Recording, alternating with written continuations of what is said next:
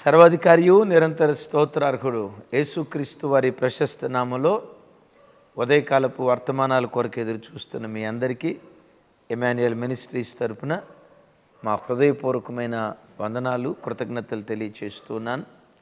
క్రీస్తునందు మాకు అత్యంత ప్రియమైన దైవ జనాంగమా, ప్రతిరోజు ఉదయం 5 గంటలకు అప్లోడ్ చేయబడుతున్న ఈ శ్రేష్టమైన వర్తమానాల ద్వారా కొన్ని వేల మంది ప్రజలు ఆశీర్వదించబడుతున్నాం అని తెలియచేస్తున్నందుకు సంతోషిస్తూ, మరి విశేషంగా ఉదయం అందించబడే వర్తమానాలు అనేక గ్రామాల్లో దైవ సేవకులు మందిరాల మీద లౌడ్ స్పీకర్స్తో గ్రామ ప్రజలందరికీ దేవుని వాక్యం వినిపిస్తున్నాం అని అనేక మంది దైవ సేవకులు తెలియచేస్తున్నారు. అందుకై సమస్త ఘనత మహిమ ప్రభావాలు యేసయ్యకే కలుగునుగాక. మీరందరూ చేసిన ప్రార్థనలే ఈ పరిచర్యను కొన్ని లక్షల కొలది ప్రజలకు దీవెన కారణంగా మార్చింది. అందుకు తల వంచి నిండు మనసుతో ప్రభుకి కృతజ్ఞతలు తెలియచేస్తూ ప్రార్థిస్తున్న మీ అందరికీ మా నిండు వందనాలు తెలియచేస్తూ ఉన్నాను. ఈరోజు శనివారం కదా, ఉదయం 10 గంటలకు ఉపవాస ప్రార్థన, దివ్యమైన వర్తమానం. అపవాది కార్యాలకు అడ్డుకట్ట వేసే శక్తి దేనికొందో తెలుసా? దివ్యమైన వర్తమానం. జూమ్లో లాగిన్ అవ్వాలనుకున్న వారు లాగిన్ అవ్వచ్చు. అక్కడ ఐడి పాస్వర్డ్ కనపడుతుంది కదా స్క్రీన్ మీద. రేపు పునరుద్ధానపు ఆరాధన కదా. ఫస్ట్ సర్వీస్ 5:45కి, సెకండ్ సర్వీస్ 8:30కి, థర్డ్ సర్వీస్ 11:15 శ్రేష్టమైన వర్తమానాలు పరిశుద్ధాత్ముడు సిద్ధపరిచారు. తప్పకుండా పాలు పంపులు పొందండి, ఆశీర్వదించబడండి. రేపు రాత్రి నెల చివరి రోజు మాసాంతర కూటం. ప్రతి నెల చివరి రోజు మన పరిచర్యలో మాసాంతర కూటం ఉంటుంది, మీకు తెలుసు కదా. రేపు మాసాంతర కూటంలో ఉన్న ప్రత్యేకత ఏంటంటే, ఈ 2024 సంవత్సరం సరిగ్గా మధ్య భాగాన్ని పూర్తి చేసుకొని ద్వితీయార్థంలోకి మనం అడుగు పెట్టబోతున్నాం. రేపు రాత్రి తప్పకుండా మాసాంతర కూటానికి రండి. దూర ప్రాంతాల్లో ఉన్నవారు లైవ్ చూస్తూ ఆశీర్వదించబడగలరని ప్రేమతో మీ అందరికీ మనవి చేస్తూ ఉన్నాను. Okay, thank you. ఈ దినం పరిశుద్ధాత్ముడు మన కొరకు సిద్ధపరిచిన మరో దివ్యమైన వర్తమానం. ఆయా ప్రాంతాల్లో మీటింగ్స్కి వెళ్ళినప్పుడు కొంతమంది అడిగేటువంటి ప్రశ్న, అన్నయ్య క్రైస్తవులు మాంసం తినొచ్చా అని. నేను అడిగా, ఎంత డౌట్ మీకెందుకు వచ్చింది నాయన? మాంసం తినకూడదని బైబిల్లో ఎక్కడా లేదే అంటే, బైబిల్లో దానియేలు శాకాహారం తిన్నాడు కదా అన్నయ్య, మాంసం తినలేదు కదా. మాంసం తిన్నందువల్లే పవిత్రంగా బ్రతికాడట కదా. మనం కూడా శాకాహారం తింటే దానియేలులాగా నీతిగా బ్రతుకుతామట కదా అని కొంతమంది అడుగుతూ ఉంటారు. దైవజనమ, బైబిల్లో ఎక్కడ మాంసం తినకూడదని కానీ, కూరగాయల భోజనమే తినాలని కానీ బైబిల్లో ఎక్కడా లేదు. మనిషి తినే ఆహార పదార్థాలను బట్టి శరీరపు కోరికలు పెంచాయో. కొంతమంది మాంసం తినరు, సాత్వికమైన ఆహారం తింటారు. మనుషులను చంపే నరరూప రాక్షసుల కంటే క్రూరంగా బ్రతికే వాళ్ళు ఉన్నారు సాత్వికమైన ఆహారం తిని. మనుషులను చంపటానికి కూడా వెనుకాడని కర్కోటకులు. అట్లాగని మాంసం తినేవాళ్ళందరూ సాత్వికులనేం కాదు. మాంసం తినేవాళ్ళు కోపిష్టోళ్ళు ఉన్నారు, శాకాహారం తినేవాళ్ళు కోపిష్టోళ్ళు ఉన్నారు. యేసయ్య మాట అన్నారు కదా, ఒక మాట, మనిషి తినే ఆహార పదార్థాలు కడుపు లోపటికి వెళ్ళేవి మనిషిని అపవిత్రపరచవు, కానీ హృదయంలో నుండి బయలుదేరి వచ్చేవే మనిషిని అపవిత్రపరుస్తాయి అంటారు. సో మాంసం తినుట ఎందైనా తినకపోవట ఎందైనా ఏమీ లేదు. కొంతమంది మన వాళ్ళల్లో ఒక పెద్ద పాస్టర్ గారు, పేరు చెప్పలేను కానీ, సరదాగా మాట్లాడతా ఒక ఆయన మాంసం తినడం, అమ్మో నేను మాంసం తినండి అనేవాడు. ఈయన సరదాగా ఏమనేవాడో తెలుసు, రై మాంసం తినకపోతే నీకు పరలోక రాజ్యం లేదురా అనేవాళ్ళు.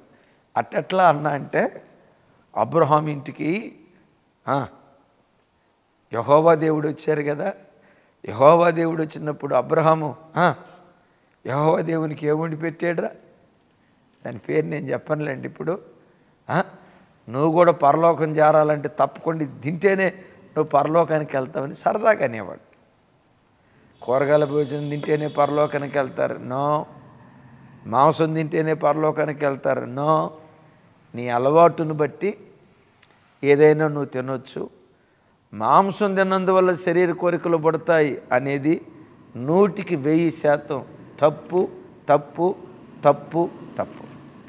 అయితే ఈ దినం ఒక దివ్యమైన సందేశం పరిశుద్ధ లేఖనాల్లో నుంచి మీతో పంచుకోవాలని ఆత్మచేత ప్రేరేపించబడ్డాను. చూడండి, నిర్గమకాండం 12వ అధ్యాయం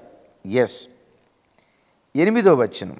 ఆ రాత్రియే వారు అగ్నిచేత కాల్చబడిన ఆ మాంసమును పొంగని రొట్టెలను తినవలెను, చేదు కూరలతో దాన్ని తినవలెను. విన్నారా? విచిత్రం. పస్కాను, అదే మాంసాన్ని భుజించేటప్పుడు చేదు కూరలతో తినాలి అంటాడు. మీకు ఇంకా ఈ వాక్యం బాగా హృదయంలోకి వెళ్ళాలని చెప్పి మీకు అన్నీ సిద్ధం చేసి తీసుకొచ్చాను. చికెన్ తీసుకో. రైట్, చూడండి. మాంసాన్ని తినేటప్పుడు మాంసాన్ని దేంతో తినాలంట? చేదు కూరలతో. తిను మాంసం చిన్న, ఎవరికి మిగల్చకుండా మొత్తం తినేసి. రైట్, తిను, కొంచెమే తిని చేదు కూర. చూడండి, మాంసాన్ని భుజించేటప్పుడు చేదు కూరలు తినాలి అంటాడు. ఈ వాక్యంలో ఒకటి అక్షరార్థపు అర్థం, రెండవది ఆత్మీయ అర్థం మీతో పంచుకుంటాను. మాంసం తినేటప్పుడు ఎందుకు చేదు కూరలు తినాలో తెలుసా? తిన్న మాంసం జీర్ణమై శరీరంలో నుంచి బయటికి రావటానికి 72 గంటల కాల వ్యవధి పట్టింది. తిన్న మాంసం 72 గంటల కాల వ్యవధి శరీరంలో పేగుల్లో అప్పుతుందంటే ఎంత బ్యాక్టీరియా ఫామ్ అయిద్దో చూడండి. ఆ పేగులు కానీ పొట్ట కానీ ఎంత పాడైపోద్దో చూడండి. ఈ బ్యాక్టీరియా, మాంసం వలన ఏర్పడిన ఈ బ్యాక్టీరియా శరీరాన్ని పాడు చేస్తూ ఉంటే చేదుకూర ఏం చేస్తుందో తెలుసా? యాంటీ బ్యాక్టీరియాగా పనిచేస్తుంది. ఫామ్ అయిపోతున్నటువంటి ఆ బ్యాక్టీరియాని చంపి మనిషిని ఆరోగ్యవంతుడిగా మారుస్తుంది. నిజమే. నేను ఆయా సందర్భాల్లో దుబాయ్, ఖత్తర్, అబుదాబి, మన అరబ్ దేశాలు వెళ్ళటానికి దేవుడు కృప చూపించాడు. విచిత్రం ఏంటంటే అరబ్ దేశాల్లో నాన్ వెజ్ వాళ్ళకి కామన్ మెను. మనకి పప్పు సాంబార్ కామన్ మెను ఎట్లాగో వాళ్ళకి మాంసం కామన్. విచిత్రం ఏంటంటే కొన్ని చోట్ల ఉదయం టిఫిన్ కూడా మాంసంతోనే స్టార్ట్ చేస్తారు వాళ్ళు. మనకి ఇడ్లీయే కష్టమైపోద్ది కొన్నిసార్లు. ఒకవేళ పూరి తింటే మధ్యాహ్నం తినలేము. ఇక వాళ్ళు మార్నింగ్ మాంసంతోనే స్టార్ట్ చేస్తారు. 3 పూట్ల మాంసం, 365 days. కానీ అద్భుతం, వాళ్ళ జీర్ణ వ్యవస్థ బాగానే ఉంటుంది. ఏం పెద్ద లావేమి ఉండరు, అందరూ సన్నగా ఉండేవాళ్ళు కూడా ఉంటారు. ఎలా వీళ్ళకి జీర్ణ వ్యవస్థ పనిచేస్తుంది? మనకు ఒక పూట మాంసం తింటే సాయంత్రంకి కష్టమైంది, 2 పూటలు తింటే 3వ పూట మాంసం మొత్తుతుంది మనకి. వాళ్ళు కంటిన్యూస్గా ఎలా జీర్ణం అవుతుందో తెలుసా? వాళ్ళు మాంసం తినేటప్పుడు ప్రక్కన సలాడ్స్ పెట్టుకుంటారు. చేదు కూరలు, కూరగాయలు, ఆకుకూరలు, చేదు కూరలు పెట్టుకుంటారు. సో ఫామ్ అయిపోయిన బ్యాక్టీరియా అంతటినీ ఆ చేదు కూర చంపుతూ ఉండటాన్ని బట్టి మాంసం తిన్నా ఆరోగ్యంగా వాళ్ళు బ్రతకగలుగుతారు. సో మీరు కూడా మాంసం తినేటప్పుడు చేదు కూరలు తప్పకుండా తినండి, అది మీ ఆరోగ్యానికి మంచిది. పరిశుద్ధ గ్రంథమైన బైబిల్ ఆరోగ్య సూత్రం, ఆరోగ్య సూత్రాలు తెలియచేసే మహా గొప్ప గ్రంథం. ఆరోగ్య సూత్రాలు మాత్రమే కాదు, వాటికి మించి ఆధ్యాత్మిక సూత్రాలు తెలియచేసే అద్భుతమైన గ్రంథం. అయితే ఇక్కడ చూడండి, అది తీసుకో, చేప తీసుకో. మా వాడు మాంసం తింటున్నాడు, చికెను, చేప. చూడండి, చికెన్ లెగ్ పీస్ మొత్తం తినేసాడు. చేప కూడా తిన్నాడు. ఇప్పుడు కాకరకాయ ఎందుకు చూసారా, దాని తల భాగం కూడా కొంచెం కూడా తినలేదు మా వాడు. రైట్, చూడండి. మాంసం దేనికి గుర్తో చెప్పమంటారా? దేవుడు నీకు అనుగ్రహించిన సమృద్ధి అయిన ఆశీర్వాదానికి గుర్తు. డబ్బులో సమృద్ధినిచ్చి, ఉద్యోగంలో సమృద్ధినిచ్చి, వ్యాపారంలో సమృద్ధినిచ్చి, ఆర్థిక విషయాల్లో సమృద్ధినిచ్చి, అద్భుతం సమృద్ధి అయిన స్థితి మాంసానికి గుర్తు. దైవజన్మ, సమృద్ధి అది ఆశీర్వాదమే కాదు అన్న. అయితే ఒక ప్రమాదం ఉంది. మాంసం తిన్నప్పుడు శరీరంలో బ్యాక్టీరియా పెరిగినట్లుగా మనం సమస్త విషయాల్లో సమృద్ధి కలిగి బ్రతుకుతూ ఉంటే పాపపు బ్యాక్టీరియా మనలో ఫామ్ అవుతుంది. గర్వం, లెక్కలేనితనం, అహంభావం, ఎదుటోడిని చులకనగా అవహేళనగా మాట్లాడే బ్యాక్టీరియా, ఎస్ గర్వం అనే బ్యాక్టీరియా. ఇక దేవుడితో నాకు పనేంటి, నాకు అన్నీ ఉన్నాయి, దైవ భయము లేని బ్యాక్టీరియా. వర్షాలు రాసి ఉంటుంది, వారికి కలిమి కలిగిన కొలది అధికంగా నా ఎడల పాపం చేశారు అంటాడు. దైవజనమ, కొన్ని చోట్ల డబ్బు పెరిగే కొద్దీ పాపం కూడా పెరుగుతుంది. ఆస్తి పెరిగే కొద్దీ భక్తిహీనత కూడా పెరుగుతుంది. నిజం. మాంసం శరీరంలో బ్యాక్టీరియా ఎట్లా ఫామ్ చేస్తుందో సమృద్ధి అనే స్థితి కూడా ఒక వ్యక్తి లోపల పాపపు బ్యాక్టీరియా ఫామ్ అవటానికి కారణమవుతుంది. మరి ఈ సమృద్ధిని దేవుడు మనకి ఇవ్వద్దంటారా? నేనంట, ఇప్పుడు ఇచ్చిన సమృద్ధి కంటే తమ్ముడు చెల్లి మరెక్కువ సమృద్ధి నీకు నీ పిల్లలకు నా దేవుడు అనుగ్రహించునుగాక. ఇప్పుడు అనుభవిస్తున్న సమృద్ధి కంటే మించిన సమృద్ధి రాగల కాలములో నీకు నీ పిల్లలకు నిశ్చయంగా దేవుడు అనుగ్రహించునుగాక. అయితే ఒకటి, ఈ సమృద్ధి అనే స్థితిని అనుభవించేటప్పుడు చేదు కూరలు తినాలి. ఈ మాటకున్న అర్థం ఏంటో తెలుసా? ఈరోజు ఇంత సమృద్ధిని దేవుడు నీకు ఇచ్చాడు కాదు అన్న. ఒకప్పుడు ఏ దీనస్థితిలో నుండి, ఏ పేద స్థితిలో నుండి, ఏ కన్నీటి అనుభవాలలో నుంచి దేవుడు నిన్ను లేవనెత్తాడో గత కాలపు చేదైన జ్ఞాపకాలు ఎప్పుడు నీ కళ్ళ ముందు నువ్వు పెట్టుకుందువుగాక. విన్నారా? ఈ చేదు కూర గత కాలపు చేదైన అనుభవాలను కూడినటువంటి జ్ఞాపకాలు ఎప్పుడు నీ కళ్ళ ముందు ఉండాలి. యేసయ్యకు మహిమ కలుగునుగాక. దీని గురించే యెషయా గ్రంథం 51వ అధ్యాయం మొదటి వచనంలో ఒక దివ్యమైన మాట రాసి ఉంది. చూడండి ఆ మాట. 51వ అధ్యాయం మొదటి వచనం. నీతిని అనుసరించుచు యెహోవాను వెదకుచుండు వారలారా, నా మాట వినుడి. మీరు ఏ బండ నుండి చెక్కబడితిరో దాన్ని ఆలోచించుకునుడి. మీరు ఏ గుంట నుండి త్రవ్వబడితిరో దాన్ని ఆలోచించుకునుడి. విన్నారా? ఇశ్రాయేలు ప్రజలతో దేవుడు అంటాడు, ఏ బండ నుండి మీరు చెక్కబడితిరో, విన్నారా, ఏ గుంట నుండి మీరు త్రవ్వబడితిరో, మీరు చెక్కబడిన బండను, త్రవ్వబడిన గుంటను ఎప్పుడు జ్ఞాపకం చేసుకోండి అంటాడు. తమ్ముడు చెల్లి, ఒకసారి నా వైపు చూస్తావా? ఈరోజు దేవుడు నీకు మాంసాన్ని ఇచ్చాడు, సమృద్ధినిచ్చాడు, ఇంకా నీకు ఇవ్వాలి. కానీ నేనంట, ఈ సమృద్ధి అనే స్థితిని ఏ పేద స్థితిలో నుంచి దేవుడు నిన్ను లేవనెత్తాడో, ఏ బండలో నుండి దేవుడు నిన్ను చెక్కాడో, ఏ పూరింటిలో నుంచి దేవుడు నిన్ను పైకి తీసుకొచ్చాడో, ఏ పేద ఇంటిలో నుంచి దేవుడు నిన్ను లేవనెత్తి ఈరోజు ఈ సమృద్ధి దేవుడు నీకు అనుగ్రహించాడో, నీ పేద స్థితిని ఎప్పుడు మర్చిపోవద్దు. నీ దేన స్థితిని ఎప్పుడు నీ కళ్ళ ముందు ఉంచుకో. వింటున్నారు ఈ మాట? నీ పేద స్థితిని, ఈ సమృద్ధిని అనుభవించేటప్పుడు నీ పేద స్థితిని ఎప్పుడు నీ కళ్ళ ముందు ఉంచుకో. అందుకని దేవుడు ఇక్కడ అంటాడు, ఏ బండ నుండి నువ్వు చెక్కబడితివో, తమ్ముడు చెల్లి, ఏ కొంట నుంచి నువ్వు తవ్వబడితివో. ఇది చదివినప్పుడు అమెరికా దేశంలో ఒక అద్భుతమైన సంఘటన, the great American president Abraham Lincoln. ఆయన అమెరికా దేశ అధ్యక్షుడు అయిన తర్వాత ఆ శ్వేత సౌధం తను కూర్చునేటువంటి కుర్చీకి ఎదురుగా 2 ఫోటోలు, విచిత్రమైన ఫోటోలు స్క్రీన్ మీద కనపడుతున్నాయి కదా. కట్టెలు కొట్టి ఆయన ఒక ఫోటో, మరొక యవనస్తుడు ఆ కట్టెల మోపును నెత్తి మీద పెట్టుకొని మోసుకొస్తున్న ఫోటో.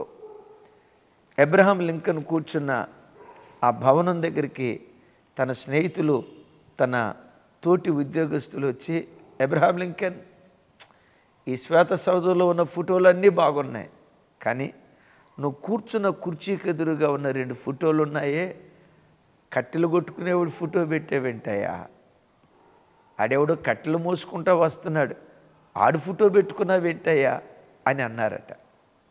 అప్పుడు అబ్రహాం లింకన్ అన్నారట, ఆ కట్టెలు నరుగుతున్న వ్యక్తి ఎవరో కాదయ్యా, నేనే. ఆ కట్టెలు మోసుకుంటూ వస్తున్న వ్యక్తి ఎవరో కాదయ్యా, నేనే. నా తండ్రి కట్టెలు కొట్టేవాడన్న సంగతి మీకు తెలుసు కదా. నేను సెలవు దినాల్లో, వేసవికాలం సెలవు దినాల్లో అడవికి వెళ్ళి కట్టెలు కొట్టి, కట్టెలు చీల్చి, ఎండబెట్టి, ఆ ఎండిపోయిన తర్వాత పట్టణానికి తీసుకొచ్చి అమ్ముకున్నవాడిని అయ్యా. కట్టెలు కొట్టుకునే నన్ను అడవిలో నుంచి దేవుడు లేవనెత్తి అమెరికా దేశ అధ్యక్షుడిగా దేవుడు నిలవబెట్టాడయ్యా. సరే, దేవుడు నిలవబెడితే నిలవబెట్టాడు, ఎందుకు ఆ ఫోటో ఎక్కడెందుకు పెట్టుకున్నావయ్యా? అప్పుడు అబ్రహాం లింకన్ కళ్ళెమ్మని నీళ్లు విడుస్తూ చెప్పాడట, ఆ ఫోటో చూసినప్పుడల్లా, ఈరోజు నేను సమృద్ధిని అనుభవిస్తున్నాను, కానీ ఆ ఫోటో చూసినప్పుడల్లా నా పేద స్థితి నాకు గుర్తొస్తుంది. ఒకప్పుడు నేను కట్టెలు కొట్టుకొని బ్రతికేవాడిని, కూలీనాలి చేసుకొని బ్రతికేవాడిని. ఆ ఫోటో నా పేద స్థితిని, నేను అనుభవించిన కష్టాన్ని, నేను అనుభవించిన శ్రమను పదే పదే నాకు గుర్తుకు తీసుకొస్తావు. ఎందుకు ఆ ఫోటో పెట్టుకున్నావయ్యా? ఆ ఫోటో చూసినప్పుడల్లా నా దేవుడు ఎంత గొప్పవాడో, ఆయన ఆశ్రయించిన ప్రజల జీవితాల్లో ఎంత భీకర కార్యాలు జరిగించగలిగిన వాడో, ఆ ఫోటో చూసినప్పుడల్లా నా దేవుని పరాక్రమం నాకు గుర్తు వస్తుందయ్యా. నా దేవుని పరాక్రమం గుర్తు వస్తుందయ్యా. నా గతాన్ని ఎప్పుడూ నేను మర్చిపోకుండా ఉండునట్లు ఆ ఫోటో ముందు పెట్టుకున్నాను అన్నాడట. నిజమే, ఇదే మనస్సు భక్తుడైన దావీదు గారిది కదా. నా ప్రాణమా యెహోవాను సన్నుతించుము, నా అంతరంగమునున్న సమస్తమా ఆయన పరిశుద్ధ నామమును సన్నుతించుము. నా ప్రాణమా యెహోవాను సన్నుతించుము, ఆయన చేసిన ఉపకారములలో దేనిని మరవకము. తమ్ముడు, చెల్లి, ఈ ఉదయం వాక్యం వింటున్న నీ బ్రతుకులో కూడా ఎన్నెన్ని మహోపకార్యాలు దేవుడు నీ బ్రతుకులో చేయలేదు. నీ గతాన్ని ఒక్కసారి గుర్తుకు తెచ్చుకో. ఏ బండలో నుండి దేవుడు నిన్ను చెక్కాడో, ఏ గుంటలో నుంచి దేవుడు నిన్ను లేవనెత్తాడో ఒక్కసారి నీ కళ్ళ ముందు నీ గతాన్ని గుర్తుకు తెచ్చుకో. ఆ చేదే గనక, గతాన్నే గనక నువ్వు గుర్తుకు తెచ్చుకుంటే గర్వం నీలోనికి రాదు, గర్వ మాట నీ నోట రాదు. బ్రతుకు కాలమంతా యేసయ్య పాదాలు పట్టుకొని కృతజ్ఞుడిగా నువ్వు బ్రతుకుతావే, కానీ వెతికిన అహంభావం ఇంత కూడా రాదు. నా స్నేహితుడు ఒక ఆయన ఉన్నారు, మన పరిచర్యను బహుగా ప్రేమిస్తాడు. నేను ఆ ప్రాంతానికి వెళ్ళినప్పుడు ఆయన గవర్నమెంట్ ఉద్యోగానికి సెలవు పెట్టుకొని 2 రోజులైతే 2 రోజులు నాతో పాటు ఉంటాడు. ఓ రోజు ఆయన ఫోన్ ఏదో పని మీద అట్లా ఓపెన్ చేసి నాతో మాట్లాడుతూ ఫోన్ చూపించేసరికి యాక్సిడెంట్ అయిన ఒక కారు ఫోటో అందులో కనపడింది. అది ప్రొఫైల్ పిక్చర్గా వాల్పేపర్గా పెట్టుకున్నాడు. వాల్పేపర్గా యాక్సిడెంట్ అయిన కారు ఫోటో పెట్టుకున్నావేంటన్నా అన్నాను. కళ్ళెమ్మని నీళ్లు పెట్టుకుని అంటాడు, బెంగళూరు నుంచి నేను వెళ్ళేటప్పుడు, కుటుంబంతో వెళ్ళేటప్పుడు పలానా చోట భయంకరమైన యాక్సిడెంట్ అయిందన్న. కారు ఓ రకంగా ఇలా ఇలా ఇలా, ఆ చుట్టుపక్కల బస్సులో ఉన్న వాళ్ళందరూ ఒక్కడు కూడా మిగలడురా, అందరూ చనిపోయి ఉంటారా కారులో అని అనుకున్నారన్న. దేవుని మహా గొప్ప కృప, కారు పూర్తిగా నుజ్జు నుజ్జు అయిపోయిందేమో, కానీ కారులో ఉన్న నలుగురికి ఒక్క గీత కూడా పడకుండా సజీవులుగా దేవుడు కాపాడాడన్న. దేవుని కాపుదల పదే పదే గుర్తుకు తెచ్చుకోవటానికి ఆ యాక్సిడెంట్ అయిన నా కారు ఫోటో పెట్టుకున్నానన్నా. ఈ ఫోటో చూసినప్పుడల్లా, దేవా నీవే నన్ను కాపాడకపోతే నా బ్రతుకేమైపోయేదో కదా, నీవే ఆ గడియలో అద్భుత హస్తం చాపకపోతే నా జీవితం ఏమైపోయేదో కదనని ఆ కారు చూసినప్పుడల్లా నా దేవుని కరుణాహస్తం, నా దేవుని కాపుదల నాకు జ్ఞాపకం వస్తుందన్న. తమ్ముడు, చెల్లి, మాంసం తినే ప్రతిసారి గడిచిన కాలాలలో చేదైన అనుభవాలు గుర్తుకు తెచ్చుకో. ఒకవేళ అనుభవాలు నీకు జ్ఞాపకం లేకపోతే, ద్వితీయోపదేశకాండంలో దైవజనుడైన మోషే ఇశ్రాయేలు ప్రజలతో మాట్లాడుతూ అంటాడు, చూడండి 32వ అధ్యాయం 7వ వచనం. పూర్వదినములను జ్ఞాపకము చేసుకొనుము, తరతరముల సంవత్సరములను తలంచుకొనుము. నీ తండ్రిని అడుగుము, అతడు నీకు తెలుపును.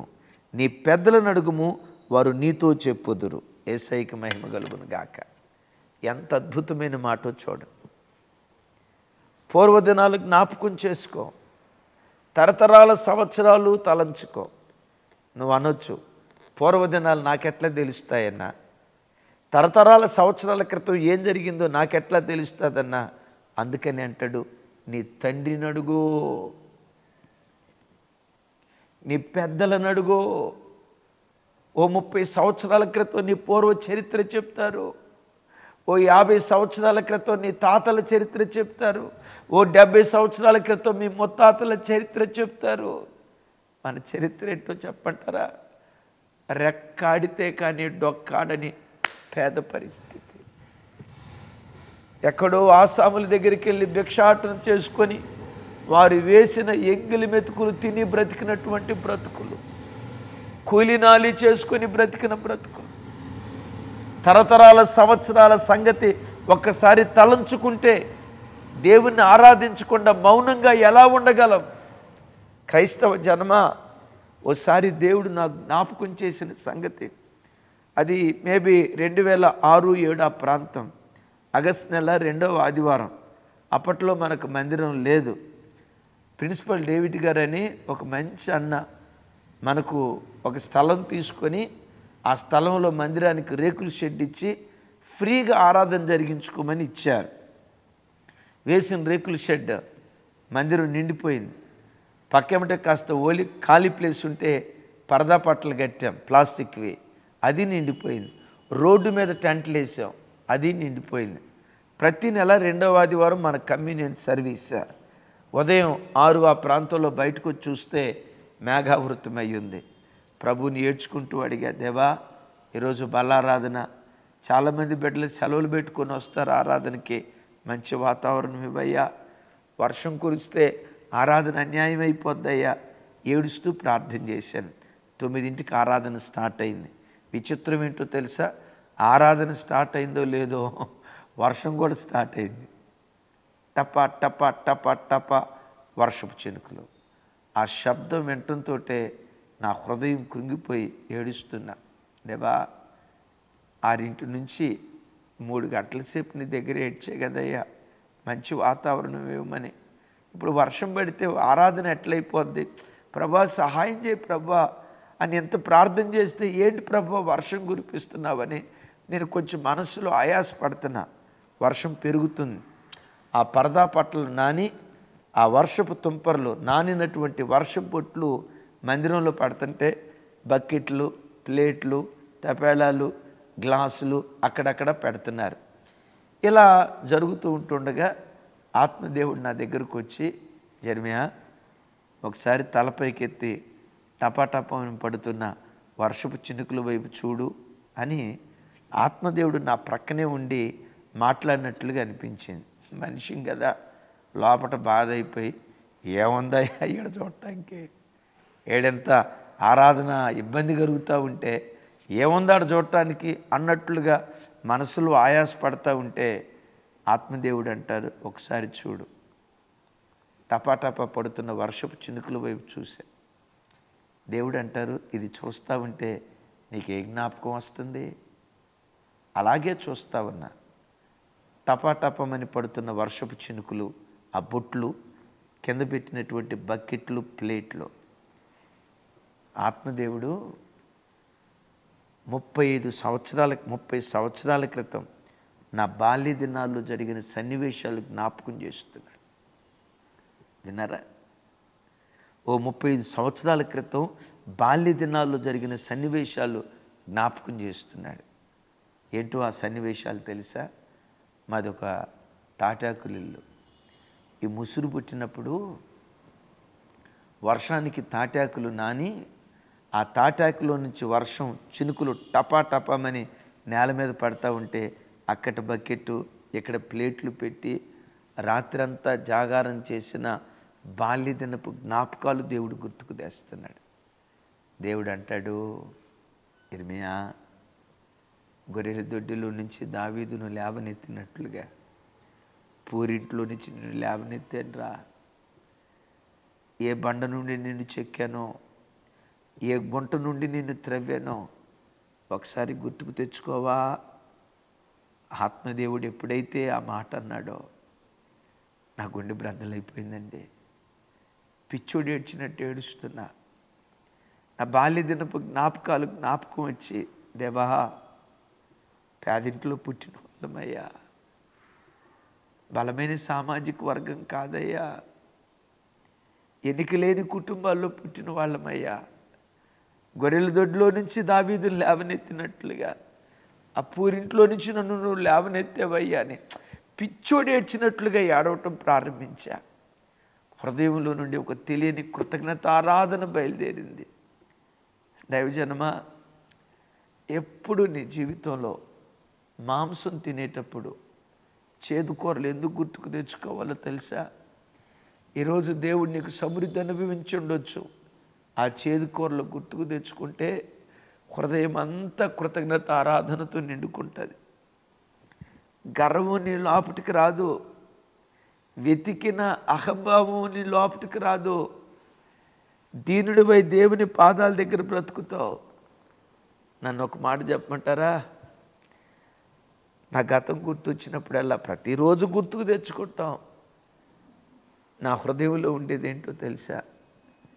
ఇంత దీన స్థితిలో నుంచి దేవుడు లేవనెత్తి లక్షల కొలది ప్రజలకు ఆశీర్వాదంగా ఈరోజు దేవుడు మార్చాడే. బ్రతికిన కాలమంతా ఆయన రుణం తీర్చుకొని చచ్చిపోవాలి. మేలు చేసిన దేవుని యొక్క రుణం తీర్చుకుంటూ బ్రతకాలి.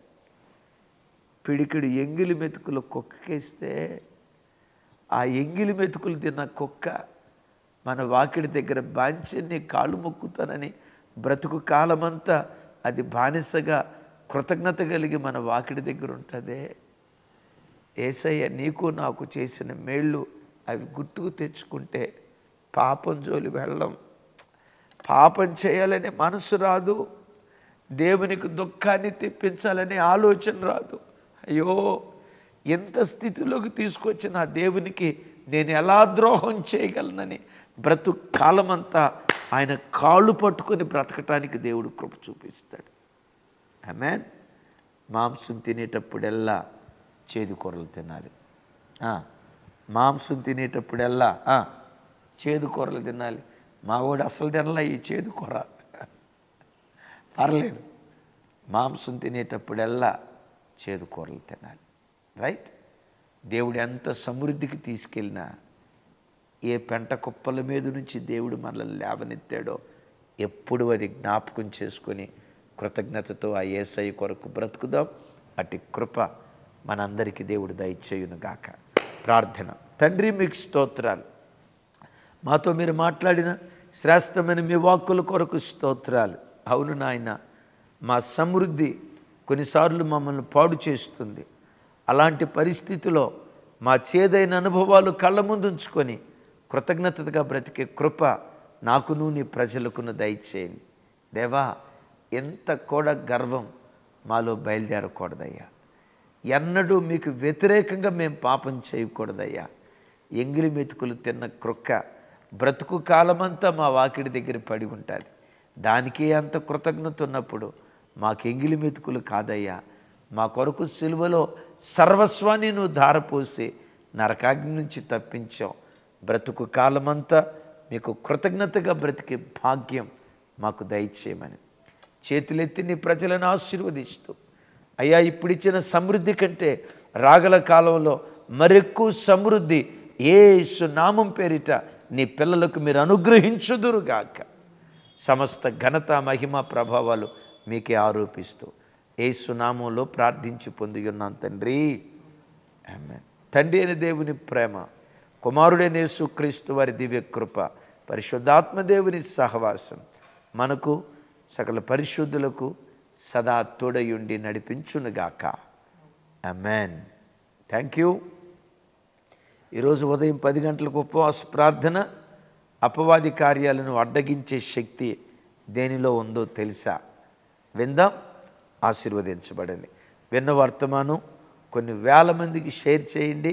వారు ఈ వాక్యం విని ఆశీర్వదించబడుదురుగాక. కృపా సమాధానాలు మనందరికీ తోడయుండునుగాక.